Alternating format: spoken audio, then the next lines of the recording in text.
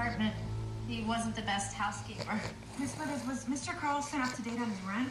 Good question. Great start. Yes. Mostly. $500 short.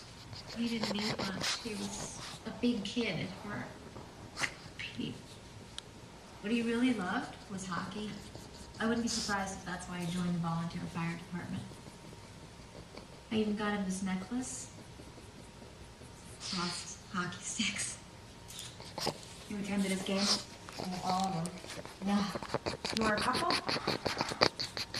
It looks like someone went through all his belongings when he left home at school. Well, it always looked like that. The car outside with the flat tires, is that his? Yeah, somebody slashed the tires just before he disappeared. Why didn't you report him missing? I thought he was staying with someone else. A lot of bills here. Final notice, past due, I'll be Thursday. Do you know who Albie is? I don't know.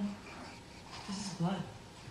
It's a hockey jersey. Don't you know how the players bleed sometimes every game? Miss Withers, how bad were his financial problems?